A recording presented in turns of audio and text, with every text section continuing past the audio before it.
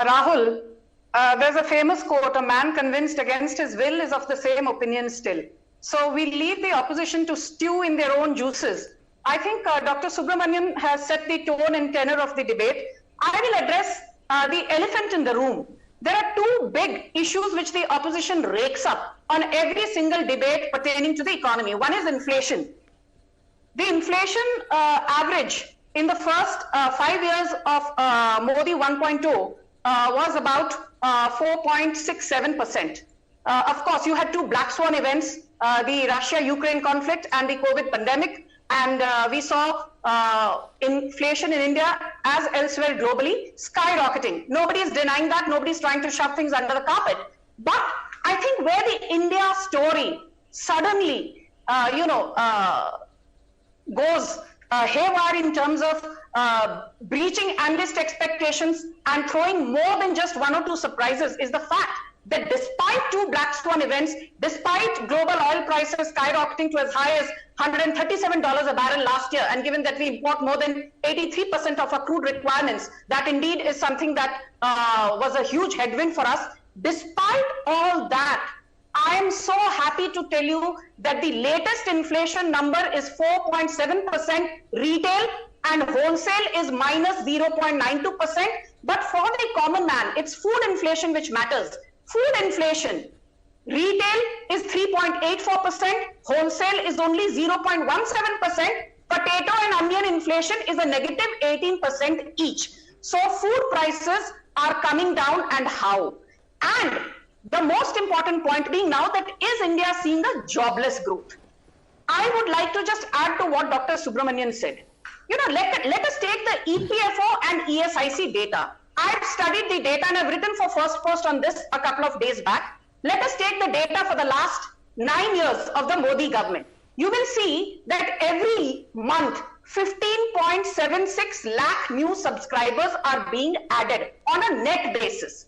Now, if you do just rough arithmetic, it basically means if you add the EPFO and ESIC data, taking an average of 15.76 lakh per month, you're basically saying that around 1.89 crore new subscribers have either been added or have gotten transferred from the informal to the formal sector, which means if you take an average of 1.89 crore per year, you're basically saying, and this is something which Ashwini Vaishnav mentioned a few days back, you're actually saying that in the last 9 years of the Modi government, 17.01 crore people either got new jobs or got into the formal sector from the informal sector and saw phenomenal wage growth.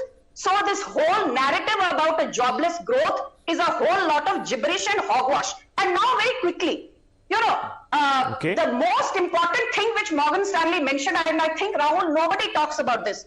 It is point number 1, supply side policy reforms. And I would just like to say that there are 4 big supply side policy reforms which everyone should be aware of. 1, doing away with the retrospective taxation which was introduced in 2012 by Congress. We did away with that in 2021. No wonder in the last 9 years, foreign direct investment has been pouring in at $532 billion cumulative, which is the best that it has ever been.